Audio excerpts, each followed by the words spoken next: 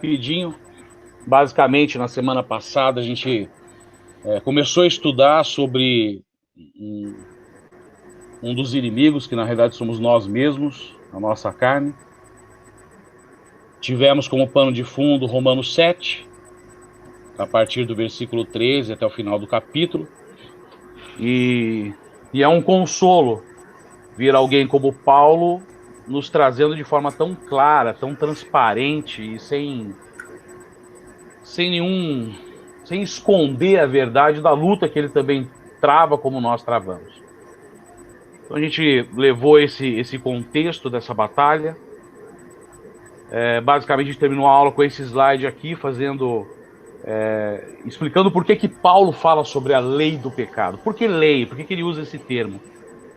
É porque ele considera isso como algo que realmente rege as nossas ações, isso tem um poder sobre o nosso comportamento, sobre as nossas decisões, e ele faz uma metáfora, assim como a gente pode fazer uma metáfora da questão da necessidade da água para quem tem sede, da questão da necessidade do alimento para quem tem fome, aplica-se à tentação, aos nossos desejos, que isso, querendo ou não, age sobre as nossas decisões, tem um aspecto ativo sobre as nossas decisões, a questão dos medos e dos temores. Então, assim, o foco diante desse cenário, dessa batalha, existe um inimigo muito íntimo, né? Que nos acompanha e vai nos acompanhar até o resto das nossas vidas, que é o nosso coração. Hoje até o estudo é bem focado em a gente poder elucidar um pouco mais sobre o coração. E a gente vai trabalhar mais com isso. O interessante é que, vendo a forma como Paulo expressa essa condição em Romanos 7,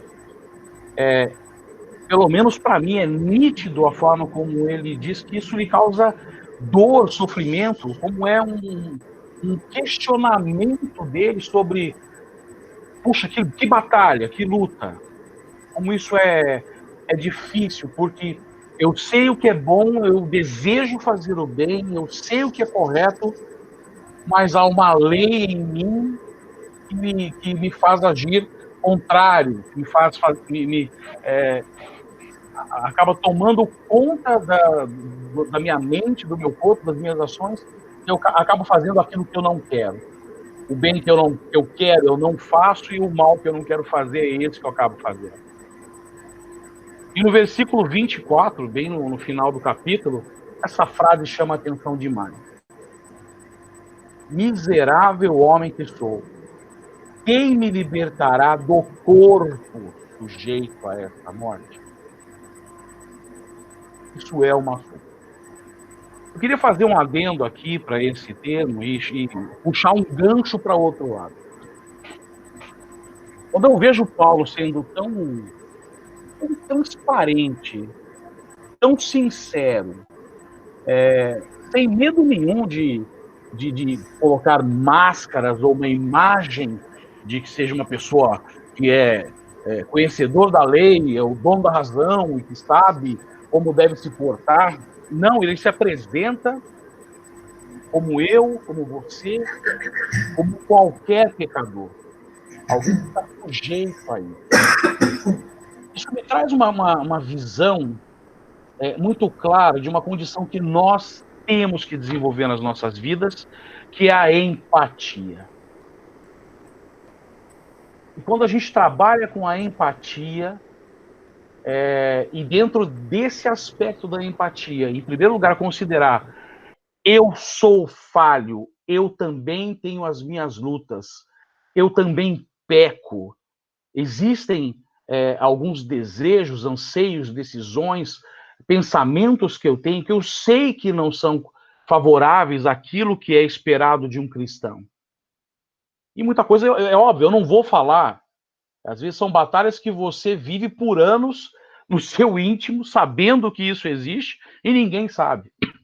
Então, quando eu enxergo essa condição miserável homem que sou, enxergando que eu também sou um pecador, dentro desse aspecto da empatia, eu deveria ser mais amoroso com os irmãos, mais capaz de aceitar os erros, as falhas do outro, evitar julgamentos, numa condição de ter que exortar, aconselhar, ajudar um irmão, ter palavras ternas, ter cuidado ao ajudar, ter cuidado ao consolar um irmão, se colocando ombro a ombro, na mesma condição, ainda que talvez as falhas que esse irmão tenha são falhas que para você é algo que é muito bem tratado na sua vida, mas você também tem as tuas, né?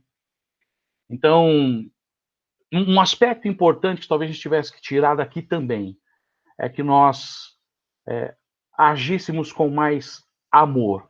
Lembra, nas aulas anteriores, muitas vezes, nós lemos alguns versículos em Mateus, e Jesus falando com os discípulos, que aquele que se vangloriar vai ser humilhado. Se você quer ser alguém de valor no ministério, na obra, no reino, você tem que ser servo, você tem que servir, se humilhe, se coloque na condição real de quem você é e haja de forma com que Deus possa abençoar a sua vida e a vida de outros através da sua vida, com a postura e com o exemplo correto. Eu achei essa frase aqui de C.S. Lewis, e ela tem muita relação com a aula de hoje, né? Mas a eternidade com um coração mau é a perenidade da desgraça. Assim como Paulo apresenta lá, miserável homem que sou, como é que eu vou me libertar do corpo dessa morte? C.S. Lewis também traz aqui, olha, temos a ciência disso, mas também não podemos nos acomodar a essa condição e aceitar que é desse jeito mesmo, não tenho o que fazer. Nós temos que lutar contra isso, porque viver com um coração mau é ter uma ação perene em nossas vidas de desgraça.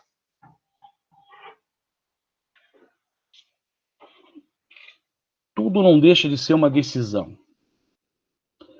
Tanto na primeira como na segunda aula, em vários momentos eu chamei a atenção de que, para que a gente consiga vencer essa batalha, nós temos que ter em foco e colocar sempre à nossa frente a face de Cristo. A gente tem que focar em Cristo e com relação ao nosso coração. Nós temos que desejar ardentemente que Cristo esteja no centro do nosso coração e entenda coração como mente, vontade, afeições, decisões, porque a Bíblia nos traz isso, a gente vai ver daqui a pouco. Então eu tenho que desejar que o meu coração seja realmente preenchido por Cristo, que ele esteja no centro e não fora. Quanto mais afastado da face de Cristo, quanto mais distante de Deus, mais suscetível eu tenho de cair e viver uma vida de derrotas consecutivas. Ao passo que se eu opto por colocar no centro da minha vida, como soberano, como alguém que vai reinar em todas as situações, tendo a postura de obedecer em qualquer circunstância aquilo que Cristo espera da minha vida, eu estou no caminho certo para ter sucesso diante dessa batalha. E outra condição é a gente também, nessas situações de luta, em que a carne está confrontando o meu espírito, em que a carne está querendo inclinar a minha decisão, a minha vontade para que eu peque, seria interessante que a gente voltasse as nossas mentes para aquilo que nós podemos ter de benefício, de resultado, quando optamos por ter uma vida de obediência e nos prejuízos que nós podemos e vamos ter em nossas vidas quando nós optarmos pela desobediência. Isso é tão importante, tão sério, que a gente pode lembrar de Deuteronômio 27 e 28, quando o povo de Israel, na cerimônia da aliança, está dividido.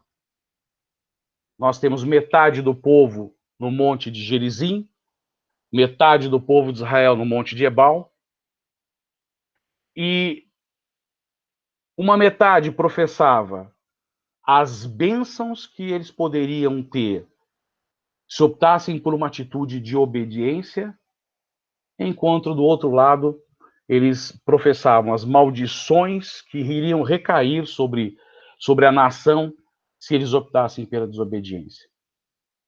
É como se fosse um mecanismo de punição ou de recompensa.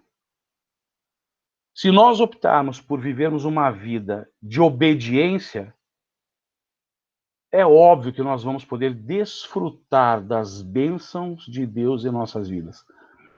Não, talvez, da forma como eu quero ou que eu desejo. Mas também tem que estar certo na minha mente que se optar por um caminho de desobediência, eu estarei sujeito a viver uma vida usufruindo daquilo que não é bom. E olha, de uma forma bem simples, eu acho que a maior maldição que um cristão pode vir a ter, o pior resultado que o cristão pode vir a ter, quando opta por ter uma vida de desobediência, é o fato de Deus afastar a sua face de diante dele. Quando Deus afasta a sua face, e nós vamos ficar aí isolados, sozinhos, vivendo as nossas vidas, de acordo com o nosso coração, essa é a pior condição que um crente pode desejar e optar pela sua vida.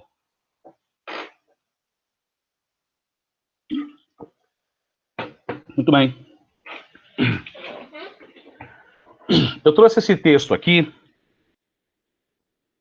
de Dietrich Bonhoeffer. Ele é um psiquiatra de classe média, ele era, né? Faleceu. Ele foi contemporâneo no período da Segunda Guerra Mundial. Em um dado momento da sua vida, ele opta por se tornar um pastor luterano e ele escreveu alguns livros. Dentre eles tem um livro chamado Tentação, onde ele aborda sobre essa questão do pecado, do poder do pecado sobre as nossas vidas. E veja o texto que ele traz aqui, como é que está coerente e em consonância com o que nós vimos até agora. Em nossos membros, há uma inclinação latente em direção ao seu desejo, a qual é tanto súbita quanto impetuosa. Com irresistível poder, o desejo domina a carne. De repente, um fogo secreto, sem chama, se acende. A carne queima e se inflama. Não faz diferença que se trate de desejo sexual, ambição, vaidade, sede de vingança, amor pela fama, amor pelo poder, ganância pelo dinheiro, ou finalmente o estranho desejo da beleza do mundo. A alegria em Deus está prestes a extinguir-se em nós e buscamos toda a nossa alegria na criatura. Nesse momento, Deus se torna quase irreal para nós. Ele perde toda a realidade e só o desejo pela criatura é real. A única realidade é o diabo. Satanás não nos enche nesse ponto de ódio contra Deus, mas nos faz esquecer dele. A lascívia, então despertada, envolve a mente e a vontade do homem na mais negra escuridão. Os poderes da clara discriminação e da decisão são removidos de nós. É aqui que tudo em nós se levanta contra a palavra de Deus. Se nós fizermos uma comparação com o que lemos em Romanos 7, e parece que o clamor é o mesmo, mas aqui eu consigo enxergar algo a mais. ele relata com clareza a evolução como a qual esse desejo da carne vai se tornando cada vez mais forte, vai tomando um poder sobre as nossas vidas, ao ponto de chegar em um dado instante em que eu não consigo mais raciocinar de uma forma espiritual. Em um dado momento, eu me esqueço completamente de quem é Deus, de tudo que ele fez por mim.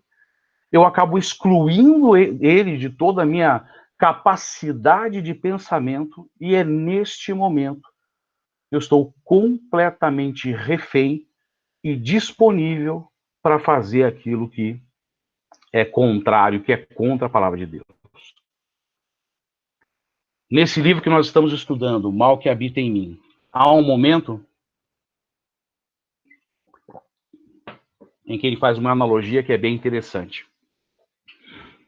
Ele diz que o pecado é como se fosse um rinoceronte. Um rinoceronte que entra dentro de um restaurante e você está sentado numa mesa. Aqui eu vou adicionar algumas coisas a mais ao contexto, ele é bem sucinto nessa descrição, mas veja, você está no restaurante sentado, entra um rinoceronte, um paquiderme, com toneladas de força bruta, e ele vem para cima de você. Eu posso até me desviar do seu chifre para que eu não morra, mas ele pode ir para cima de você e te pressionar contra a parede. Veja, o pecado, quando ele nos afronta, quando nós enfrentamos essa batalha com o pecado, é uma batalha cruel.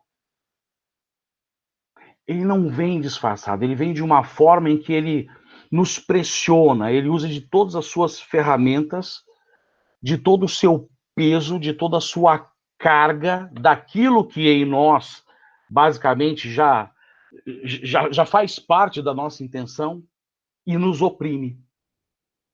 Então, é uma batalha. E nós temos que ter isso em mente. E temos que considerar que há como a gente lutar contra isso. E temos exemplos na palavra de Deus. Veja, assim como eu tenho a possibilidade de uma situação de conflito entre a carne e o espírito, refletir sobre as bênçãos que eu vou deixar de desfrutar e claramente enxergar quais são as maldições que eu estarei exposto caso eu opte por desobedecer, essa decisão tem que ser tomada a cada instante. Nós temos a exemplo Moisés. Queria que vocês abrissem a Bíblia de vocês em Hebreus, capítulo 11, versículos de 24 a 27.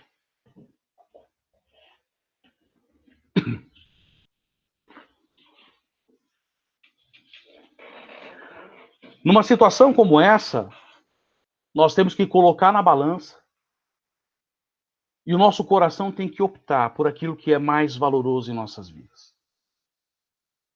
Qual é a decisão que eu vou tomar? Vou optar por obedecer à lei de Deus e usufruir das suas recompensas? Ou vou optar pelas recompensas que o pecado me apresenta? Segundo ponto, o que é que eu valorizo mais? Porque a balança vai pender sobre aquilo que o meu coração mais deseja. Vamos ler esse texto aqui.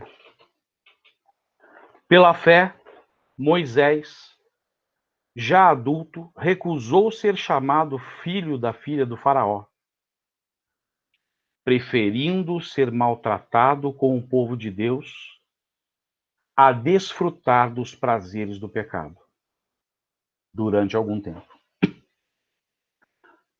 Por amor de Cristo, considerou sua desonra uma riqueza maior do que os tesouros do Egito. porque contemplava a sua riqueza. Pela fé, saiu do Egito, não temendo a ira do rei, e perseverou, porque viu aquele que é invisível. Se a gente for analisar isso com cuidado, tem muita relação com o mesmo texto que nós lemos de Hebreus 12, quando nós observamos como é que foi a atitude de Cristo com relação a escolher obedecer, passar pela vergonha, se entregar e depois usufruir do privilégio de estar sentado à direita de Deus. E é uma escolha. Olha, ele recusou ser chamado filho da filha de Faraó. Ele recusou uma condição de poder, de status, de viver junto com os poderosos. Ele optou por viver junto com o povo de Deus, que naquele momento era escravo, estava sendo maltratado, sem direito algum. Ele abriu mão de desfrutar de todos os prazeres que uma opção contrária poderia lhe dar. Que naturalmente é o que qualquer coração humano deseja.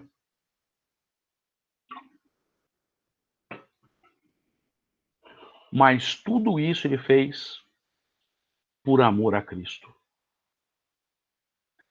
Considerou uma desonra uma riqueza maior do que os tesouros do Egito, porque ele contemplava a sua recompensa. Aquilo que não é visível, aquilo que naquele momento não era palpável, mas pela fé ele optou por obedecer.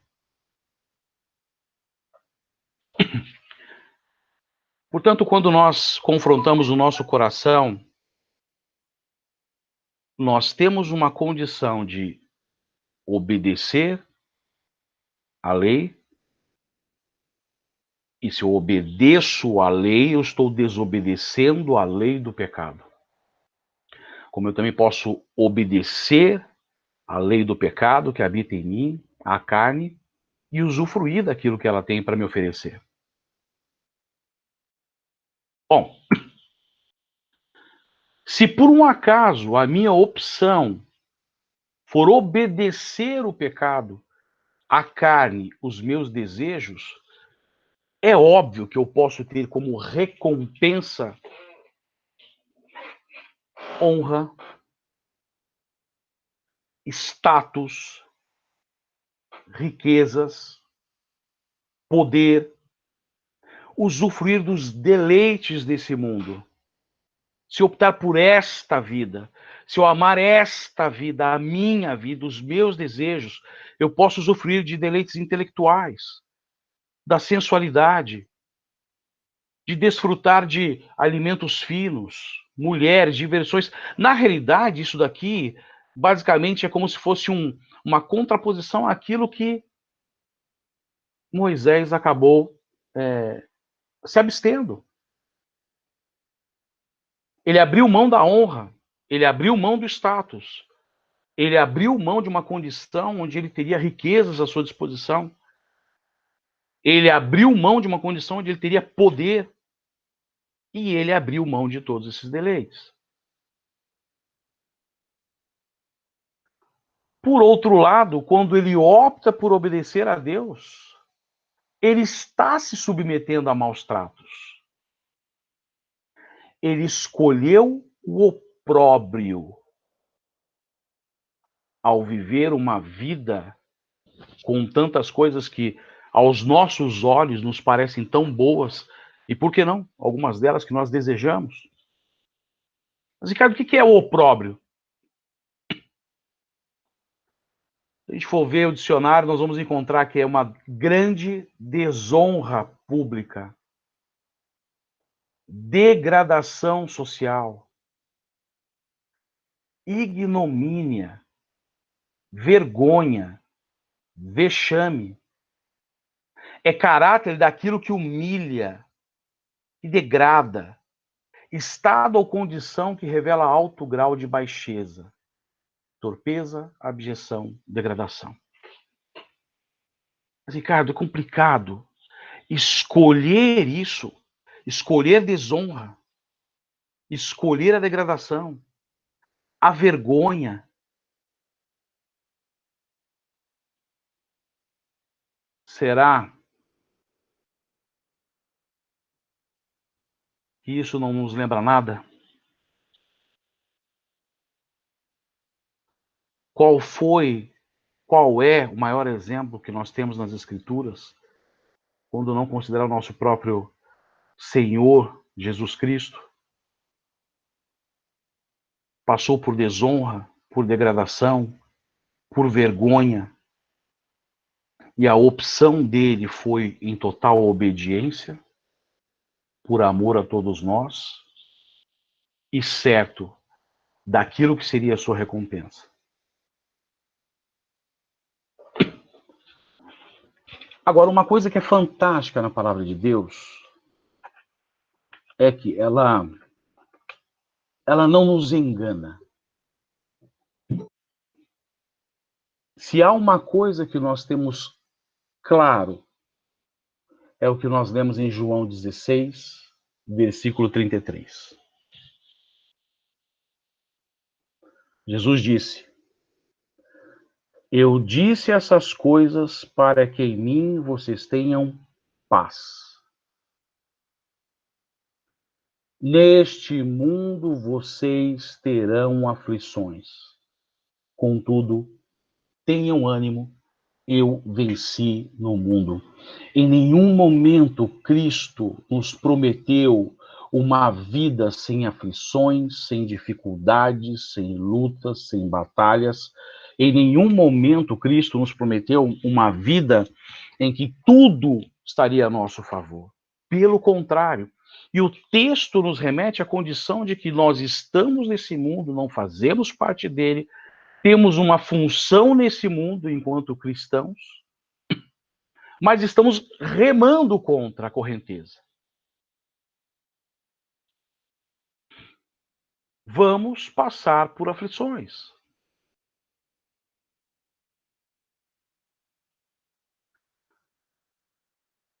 Vamos optar pela cruz.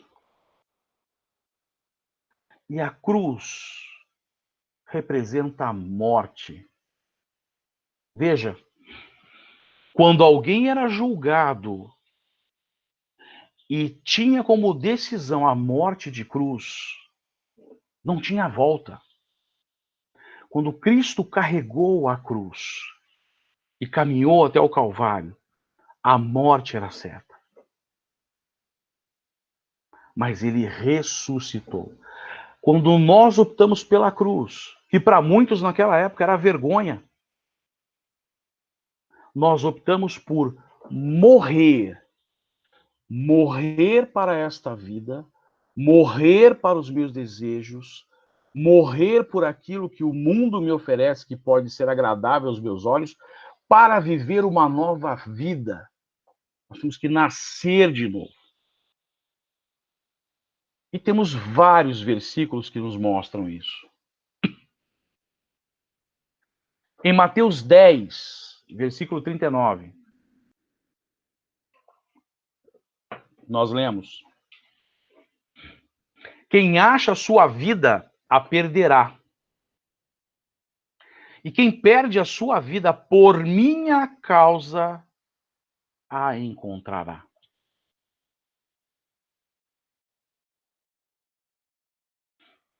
Lucas 17, 33. Quem tentar conservar a sua vida, a perderá. E quem perder a sua vida, a preservará. João 12, 25. Aquele que ama a sua vida a perderá, ao passo que aquele que odeia a sua vida neste mundo a conservará para a vida eterna. Marcos 8, 35. Pois quem quiser salvar a sua vida, a perderá, mas quem perder a sua vida por minha causa e pelo evangelho, a salvará. Lucas 9, 24. Pois quem quiser salvar a sua vida, a perderá, mas quem perder a sua vida por minha causa, este a salvará. Veja, são vários versículos trazendo o mesmo contexto. Quando eu opto por viver uma vida digna, correta, verdadeira com Cristo, eu estou optando por morrer por essa vida, nascer de novo, e optando por viver uma outra vida na qual eu tenho a possibilidade, eu tenho acesso a algo que não é visível, mas que será o grande galardão, a minha grande recompensa, sabendo que, optando por isso, as aflições são certas. É uma condição de autonegação. É necessário coragem, nós temos que resistir. Lembrem da primeira aula, também em Hebreus 12, estava lá, corram.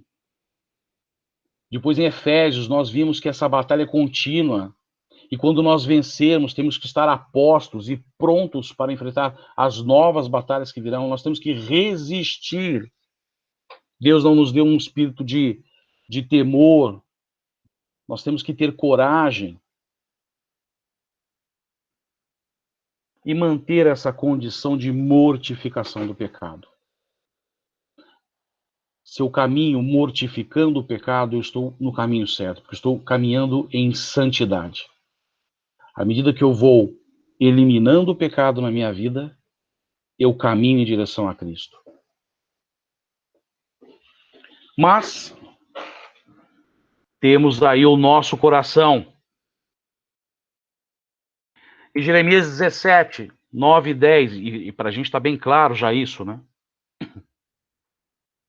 O nosso coração é mais enganoso que qualquer outra coisa, e sua doença é incurável.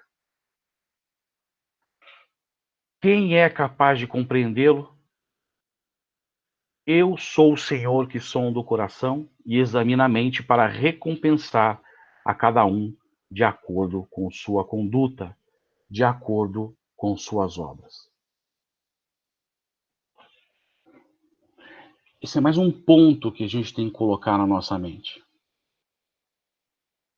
Nessa batalha, eu posso visualizar a condição das bênçãos e das maldições. Eu posso olhar isso de forma racional e tomar a decisão em obedecer, sabendo que eu estou abrindo mão de coisas que o meu coração deseja nesta vida. E também nós temos que ter em mente que nós seremos recompensados, cada um de acordo com a nossa conduta.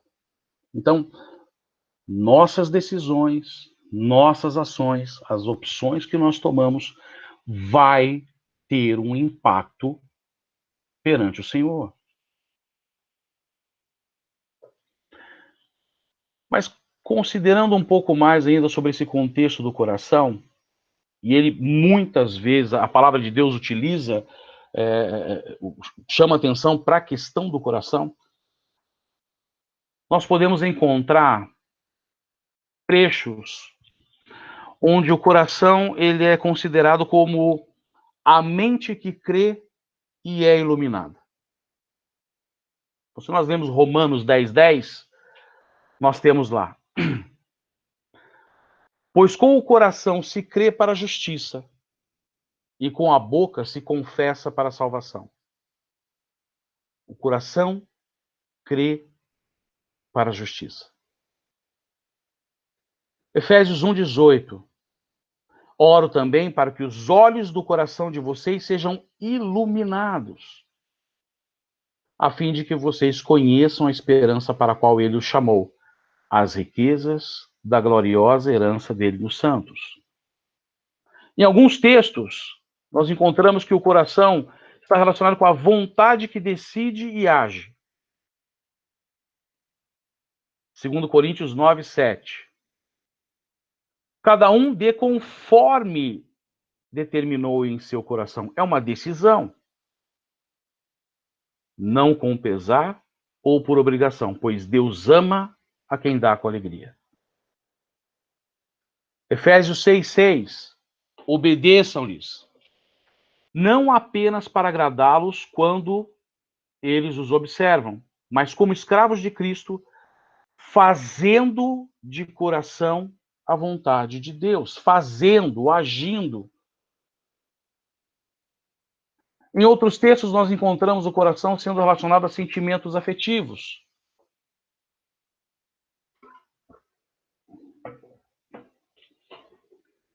Pois eu escrevi com grande aflição e angústia de coração, e com muitas lágrimas, não para entristecê-los, mas para que soubessem como é profundo o meu amor por vocês. E temos também a palavra de Deus nos remetendo a um coração que pensa e sente. Hebreus 4:12. Pois a palavra de Deus é viva e eficaz, e mais afiada que qualquer espada de dois gumes. Ela penetra até o ponto de dividir alma e espírito, juntas e medulas, e olha aqui o final, e julga os pensamentos e as intenções do coração. Por que eu fiz essa relação? Porque eu posso considerar, então, que quando eu tenho em mente a questão do meu coração, eu posso pensar na mente, na vontade, nas afeições e na consciência. E isso tem um impacto sobre a minha vida. É certo que talvez você possa trazer outras observações, falar assim, olha, a gente está enxergando a questão do coração, que o nosso coração é enganoso, que a carne milita contra o nosso espírito, que é uma batalha difícil, que nós temos a tendência a, em muitas situações, uma dessas lutas, decidir pelo pecado, que o pecado vem para cima de uma forma cruel e impiedosa, mas nós também lemos na Bíblia alguns textos que me trazem uma outra visão. Então, por exemplo, em Ezequiel 36:26, nós lemos que Deus nos deu um coração novo e colocou um espírito novo. Darei a vocês um coração novo e porei um espírito novo em vocês.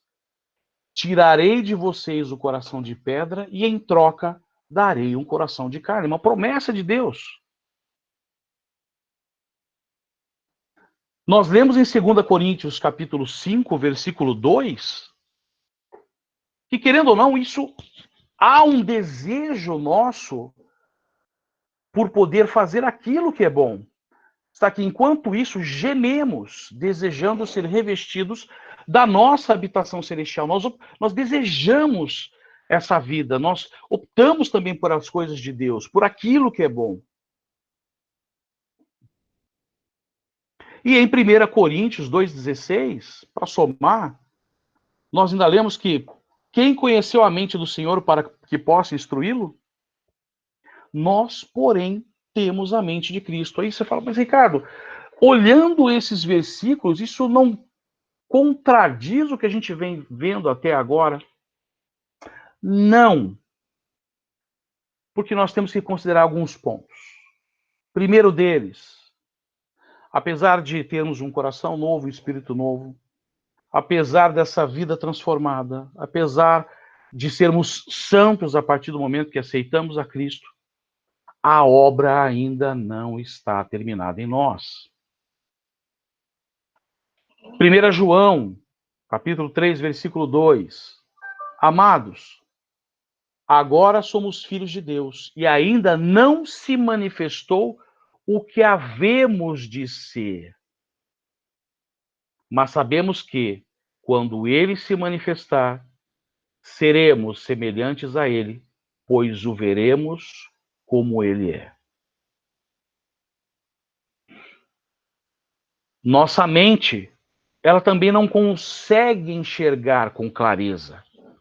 1 Coríntios, capítulo 13, versículo 9 e o 12. Pois em parte conhecemos e em parte profetizamos.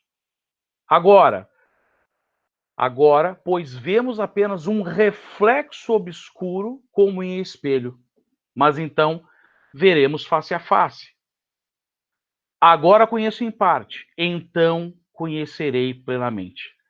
Da mesma forma com que sou plenamente conhecido. Eu ainda não tenho pleno conhecimento. Eu não tenho capacidade de enxergar todas as situações com total clareza.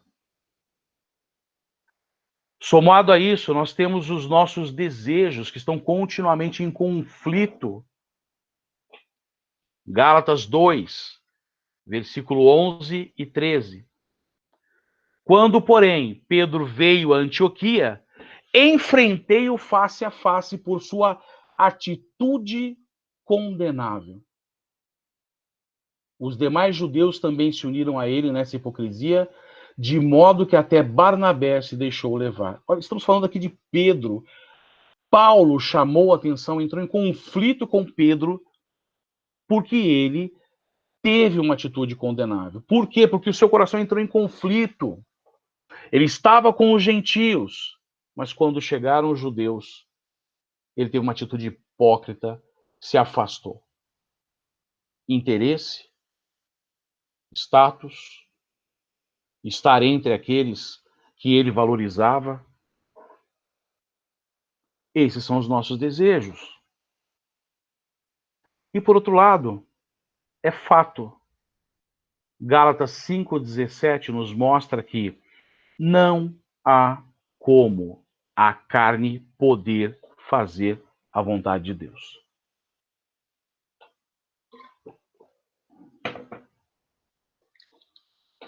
Ricardo, então, dentro dessa batalha, sabendo dessa condição, o que é que nós temos que fazer? Nós temos algumas advertências que podem nos dar uma orientação. Em Mateus capítulo 16, versículo 6, nós lemos: Disse-lhes Jesus: Estejam atentos e tenham cuidado com o fermento dos fariseus e dos saduceus. Nós lemos na aula passada sobre a atitude dos fariseus, dos saduceus, os mestres da lei. Nós lemos que Jesus não deixou de lado, não apartou o valor do conhecimento que eles tinham. Tanto que ele fala que eles deveriam obedecer o que eles falavam. Ele não eliminou o valor do apego, do estudo, da dedicação que eles tinham e do conhecimento que eles tinham da palavra. Porém, a orientação de Cristo foi: façam o que eles falam, mas não façam o que eles fazem. Então, ter uma atitude correta, realmente viver aquilo que nós aprendemos e colocamos em nosso coração, ter cuidado para não caminhar numa vida de hipocrisia. Mateus 26, 41, nós lemos: vigiem e orem para que não caiam em tentação. Veja, ele não fala tempo, ele não fala momento. O versículo nos dá a visão de algo que deve ser feito e realizado continuamente. Já está claro, ao longo desse curso, que essa batalha não tem trégua. Não há um momento em que você, agora eu venci e vou ter uma semana de descanso. Essa batalha não tem trégua. Então nós precisamos vigiar e orar, para que não sejamos pegos de surpresa e caiamos em tentação. O espírito está pronto, mas a carne é fraca. Lucas capítulo 12, versículo 15. Então lhes disse: cuidado, Fiquem de sobreaviso contra todo tipo de ganância. A vida de um homem não consiste na quantidade dos seus bens. O que é que está no nosso coração? Quais são os nossos desejos? O que é que nós valorizamos? O nosso bem-estar? Os nossos bens? As nossas riquezas? O ter mais? O ter a segurança que eu posso obter através do esforço das minhas mãos, do trabalho? Ele nos adverte: cuidado contra todo tipo de ganância. 1 Coríntios capítulo 16, versículo 13. Estejam vigilantes, mantenham-se firmes na fé, sejam homens de coragem, sejam fortes. Mais uma vez, a condição de vigiar, mais uma vez, a condição de ser firmes na fé. Lembra de Efésios 6, o escudo da fé, permanecer com ele sempre levantado. 2 Pedro, portanto, amados, sabendo disso, guardem-se para que não sejam levados pelo erro dos que não têm princípios morais, nem percam a sua firmeza e caiam.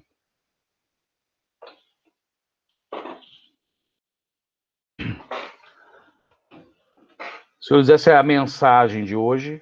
Eu queria abrir, hoje nós temos um tempinho ainda, aí, 8 minutos, para se alguém quer fazer alguma consideração, fazer algum comentário, contribuir com o estudo. É ruim porque eu fico apresentando aqui, eu estou com 2 computadores, eu não consigo enxergar o rosto de vocês, eu vou só dando a aula, né? Então não sei se ao longo alguém fez algum questionamento, chamou pelo chat, mas agora é um momento que vocês podem, se quiserem contribuir, fazer algum comentário, fiquem à vontade.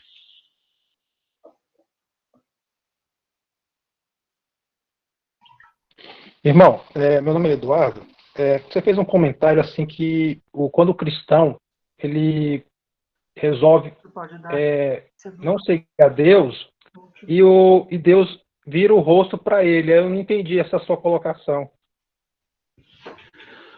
Se nós voltarmos, por exemplo, para o Velho Testamento, por exemplo, de Saul. Saul é um exemplo claro disso. Há um dado momento em que o Senhor tira sua face diante dele. Ele toma a decisão e fala assim: olha, não vou mais abençoar Saul. Ele agiu de uma forma da qual foi contrária àquilo que Deus havia proposto. E se nós enxergarmos o término da vida de Saul, a ausência da presença de Deus sobre a sua vida, lhe fez corroer internamente, ter atitudes das quais são desprezíveis, ao ponto de chegar o momento em que ele é entregue à própria morte. Então, assim, para mim, por exemplo, essa condição do exemplo de Saul é uma condição clara. Quando Deus afasta a sua face, se afasta diante daquele que é dele. Assim como também em algumas situações, Deus se afasta do seu povo, tira a sua proteção e permite que o seu povo seja disciplinado através da ação de outros reinos, outros poderes que vão lá e agem contra Israel, né? Então, acho que a condição é essa. Ficou claro? Então, mas aí não está muito relacionado, não quero refutar a sua palavra aí, mas não está muito mais relacionado com a lei, com o Antigo Testamento, do que com a graça, com o Novo Testamento? Como assim? Me explica melhor. Então, porque se a gente for falar que Saul ele resolveu se virar contra Deus, mas ele não era, digamos assim, filho de Deus, né? Digamos assim, ele foi alguém que vendeu o direito dele de primogenitura, né? Não, você está E misturando. no, Não, e você está falando no... de Saul. Você está falando de Esaú. Uhum. Eu não estou falando de Esaú, Ah, estou falando de tá. Saul. Saul foi o primeiro rei de Sim. Israel. Certo? Então. Certo. Não, não, não. Eu entendi, Esaú. Saul. Saul foi o primeiro rei de Israel. Uhum.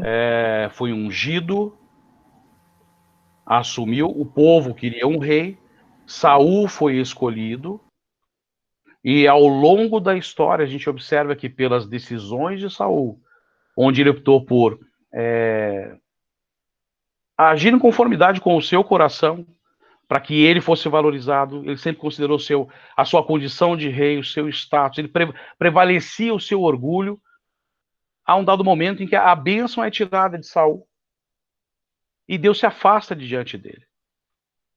E aí nós começamos a ver Saul tendo uma atitude comum a um ímpio: raiva, inveja, desejo de homicídio, de morte. Perseguiu Davi, tentou matar Davi várias vezes. E dentre uma série de outras atitudes e decisões e ações que Saul tomou, que não são coerentes com a vida de um cristão. Eu não estou falando de Esaú, é de Saul. E isso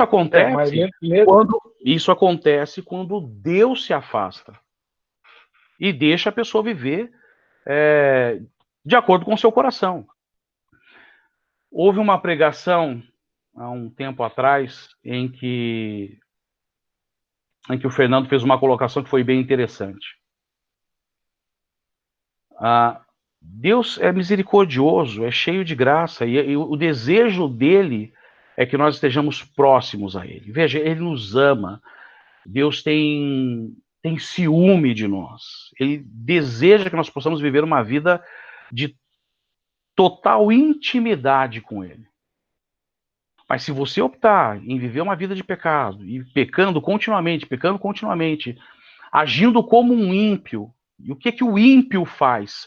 O ímpio exclui Deus completamente de todas as suas decisões, de tudo aquilo que ele faz na vida. Então, da mesma forma que Deus ama, ele fala: olha, segue teu coração. E ele se afasta.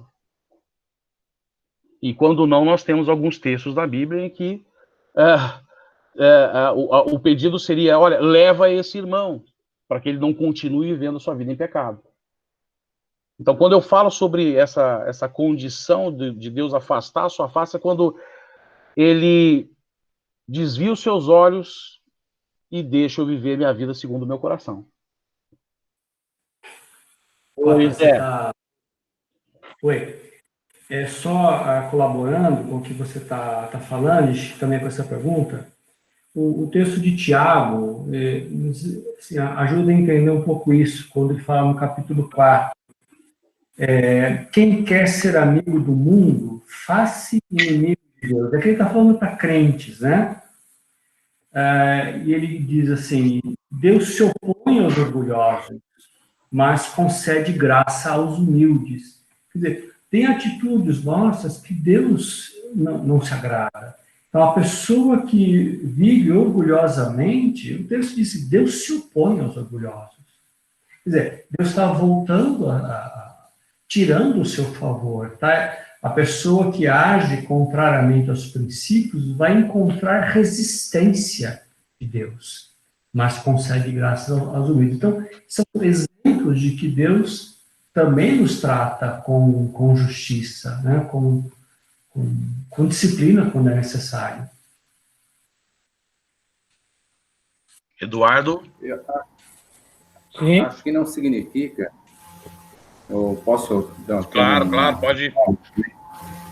Acho que não significa a ausência da presença de Deus, né? Deixa eu te ver se eu estou com a imagem aqui. Peraí. Para ficar mais fácil. Eu acredito que, diferente do Velho Testamento, nós estamos na época da graça, onde nós não perdemos o contato com o Espírito Santo nem a salvação. Apesar de estar endurecido o coração, Deus permanece conosco e chega a um ponto que talvez ele nos leve porque o coração está entorpecido e endurecido. Mas talvez a visão de se afastar, estar longe, estar fora, não acredito que isso possa acontecer. Deixa eu só fazer uma colocação aqui, Isaac. Talvez, veja, de forma alguma eu estou tirando aqui a condição da graça, de forma alguma eu estou tirando aqui a questão da salvação. Se você aceitou a Cristo, se você se converteu, você é salvo. E isso não é por quem você é ou pelo que você venha a fazer. Isso é porque Deus não pode se negar a si mesmo. E isso é uma promessa que nós temos. A partir do momento que eu creio, que eu confesso a Cristo como o único suficiente Salvador, eu sou salvo. A questão aqui não é a salvação. Eu quero trazer um texto aqui que, por exemplo, a gente pode enxergar o que eu estava querendo dizer com a questão de Deus afastar a sua face. Romanos capítulo 1.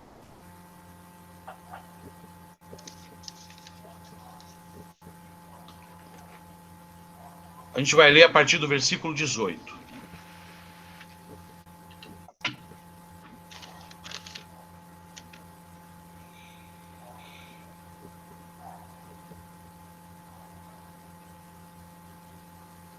Podemos? Sim. Portanto, a ira de Deus é revelada dos céus contra toda impiedade e injustiça dos homens que suprimem a verdade pela justiça.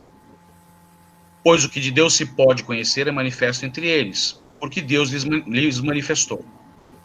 Pois desde a criação do mundo, os atributos invisíveis de Deus, seu eterno poder e sua natureza divina, têm sido vistos claramente, sendo compreendidos por meio das coisas criadas, de forma que tais homens são indesculpáveis.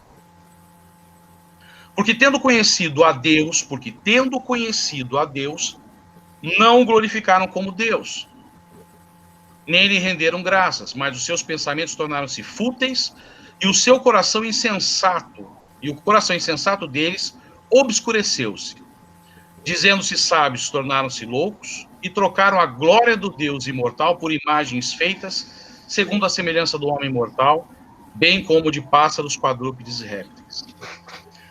Por isso, Deus os entregou à impureza sexual, segundo os desejos pecaminosos do seu coração, para a degradação do seu corpo entre si. Trocaram a verdade de Deus pela mentira e adoraram e serviram as coisas a serem criadas em lugar do Criador, que é bendito para sempre. Amém. Por causa disso, Deus os entregou às paixões vergonhosas e assim por diante. Então, assim, se eu desprezo esse conhecimento, se eu desprezo a Deus, como a gente vê no versículo 28, aqueles que desprezam o conhecimento de Deus, eles os entregará uma disposição mental reprovável para praticarem o que não deviam. Tornam-se cheios de toda sorte de injustiça, maldade, ganância e depravação, cheios de inveja, homicídio, rivalidades, engano e malícia. São bisbilhoteiros, caluniadores, inimigos de Deus, insolentes. Veja, essa é a atitude daquele que opta por viver uma vida segundo o seu coração. E Paulo não está escrevendo a carta aos romanos para ímpios. Está escrevendo a carta a crentes. Ricardo. Oi. É a Bruna. Eu acho que essa questão entra... Eu não acredito que Deus se afaste de nós, de jeito nenhum. Mas entra naquilo que você falou. Quando nós escolhemos estar em desobediência, nós deixamos de desfrutar da graça, das bênçãos de Deus. Eu entendo isso, que o afastar de Deus é isso, você deixa de desfrutar da graça dele, das bênçãos dele. A salvação você não perde, mas você deixa de desfrutar. Veja, de novo, a questão aqui não é perder salvação, tá? Sim, isso tá fora. Mas, por exemplo, nós temos alguns textos que falam que nós podemos apagar o espírito, Sim. Entristecer o espírito. Essas são reações que eu posso vivenciar. Se eu apago o espírito, esse é um exemplo, ele deixa de agir na minha vida. Eu não sei se talvez a forma como eu expressei deu uma visão em que Deus nos ignora por completo. Não é isso. Essa condição que nós temos com Ele, esse amor que Ele tem, esse compromisso que Ele tem conosco, Ele permanece. Quando eu digo afastar a sua face, é quando Ele vira o seu rosto. Ele não mais é solícito às nossas petições. O fato aqui é, só pelo motivo de eu viver a vida segundo o meu coração, já é uma desgraça. Sim. Nós temos em Malaquias, por exemplo, um texto que fala que as orações daqueles homens não estavam sendo ouvidas por Deus pela forma como eles tratavam suas mulheres. Então, eu posso ter uma condição em que Deus deixa de me ouvir, deixa de me atender. Por quê? Como uma atitude de disciplina, pela decisão que eu tive de seguir a vida segundo o meu coração, a minha carne e os meus desejos. Então, assim, gente, pelo amor de Deus, eu não estou falando que a gente vai quebrar um vínculo, ou vou deixar de... Não, aqui, não. Não apaguei de espírito. De maneira alguma eu estou colocando aqui a condição de que Deus vai cortar esse vínculo comigo, eu vou perder a salvação. Não é isso, não é isso. Mas Ele pode sim deixar de ser solícito às minhas petições e permitir que eu passe por essa vida debaixo de experiências das quais não cabem a um cristão e que eu vou sofrer as consequências disso. Será que ficou claro ou piorou? Zé? Não, acho que esclareceu sim, porque não está em dúvida a perda de salvação, Não é esse o ponto, ou o repúdio de Deus por causa dos nossos pecados. Na verdade, Deus nos alcançou quando nós éramos pecadores e inimigos. Então, a graça está ali posta para nós, independente de nós. Graça de Deus. Agora, quando a pessoa decide levar uma vida longe de Deus, longe dos princípios, tem consequências para a vida. Tem consequências de andar deliberadamente no pecado. Essas consequências são ruins para a nossa vida. Embora sejamos salvos, vamos estar com o Senhor na eternidade, nós deixamos de desfrutar das bênçãos de caminhar na orientação do Senhor, nos princípios de Deus, que são eternos e bons para nós. Eduardo, como é que ficou para você essa questão?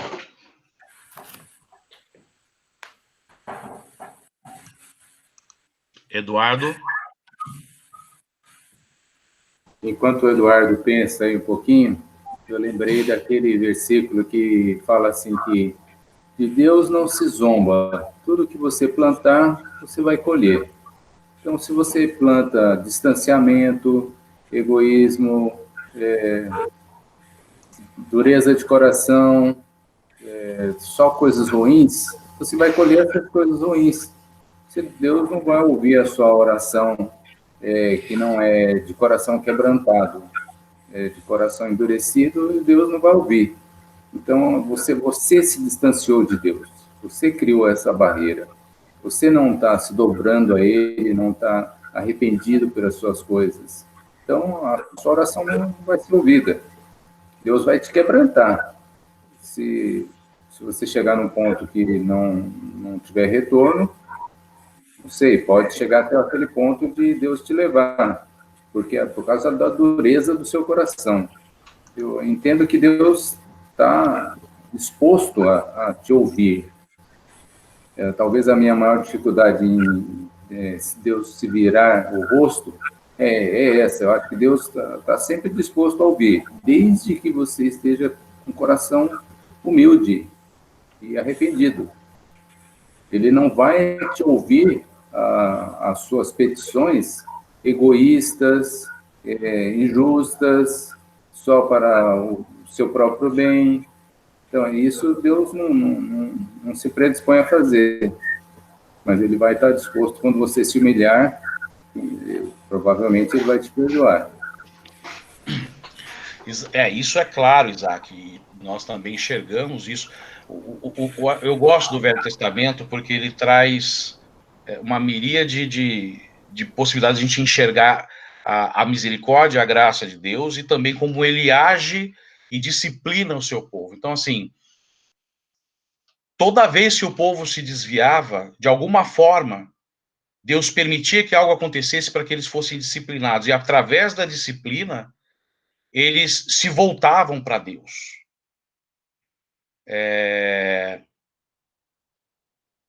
E ele muitas vezes colocou, ó, se o meu povo, que clama pelo meu nome, se humilhar, então se colocar numa condição de humilhação, ele vai ouvir. Não quer dizer que também você não vai ter mais a resposta de Deus, que ele não vai te perdoar.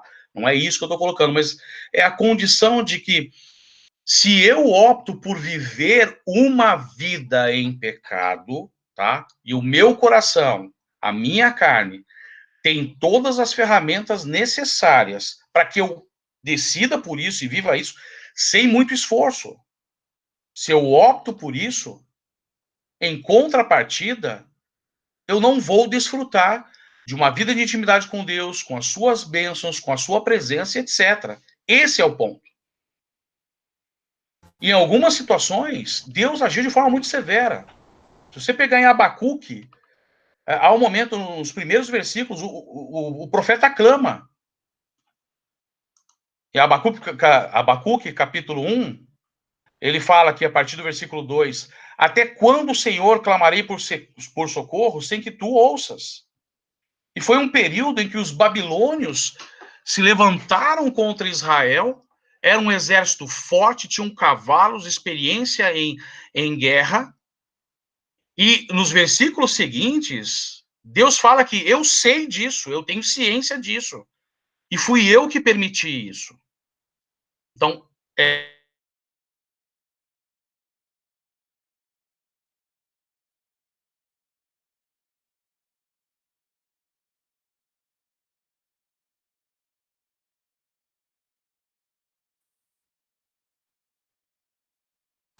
Você travou, não estou escutando ele. Não tá bom. Voltou, Ricardo? Voltou agora.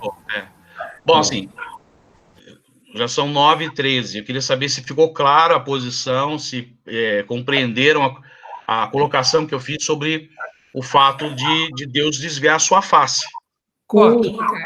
Muito claro. Quem está falando? Meu nome é Denis. Oi, Denis. Eu entendi a sua colocação de que é desviar o rosto, é se afastar por um tempo, né? E não perder a salvação, isso não foi falado, né? E também não é abandonar, né? É só o afastar-se mesmo, né? De você não estar ali desfrutando da graça. Um exemplo que eu acho que é clássico, independente de estar no Velho Testamento, é Sansão, né? Sansão, ele foi aos poucos, né? Cada vez mais se afastando de Deus, e a gente viu as consequências na vida dele, né? De uma maneira geral, né? E essa questão também do afastar, ela é muito séria pelos versículos que foram citados, de apagar o Espírito Santo, né? E também tem as orientações em Apocalipse, né? As igrejas, né? De que Deus se afastaria, né? Daquelas igrejas que não se reconciliassem, né? Na sua atitude para com Deus, né? Ok. Beleza, compreendido, mestre. Teve um momento que alguém fez uma consideração, e eu queria que, pelo menos essa é a forma como eu compreendo, né? Mas, poxa, tem a graça, tem a misericórdia, o Velho Testamento é algo diferente. Não, o Velho Testamento não é diferente. Nosso Deus é o mesmo Deus de ontem, de hoje, e sempre será o mesmo Deus, não muda. A sua ira sobre o pecado é intensa. Deus não mudou. O seu padrão de justiça, o seu padrão de santidade, de perfeição, E a ira que ele tem guardada para aqueles que cometem o pecado, isso não muda. E veja, também temos vários textos em que Deus matou, fulminou, acabou com um clã todo, porque eles desobedeceram, porque se contaminaram. Então, assim, esse é o mesmo Deus. O que nós vivemos hoje é a possibilidade de Deus nos olhar através de Cristo. E toda a sua ira foi derramada sobre Cristo. Ele foi o único que conseguiu cumprir com esse propósito. Então, nós vivemos, sim, um período de graça, de misericórdia, mas não se engane. Haverá o momento, e agora a próxima vinda de Cristo, ele vem com a espada, ele vem com a justiça.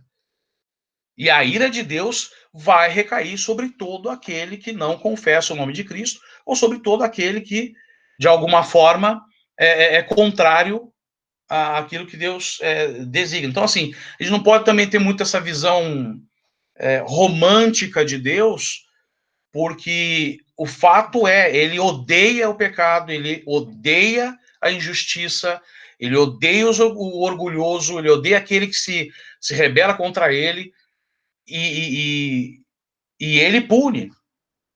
E por amor até aos seus, numa atitude de desobediência plena, nós podemos contar, assim, com uma disciplina rígida do Senhor.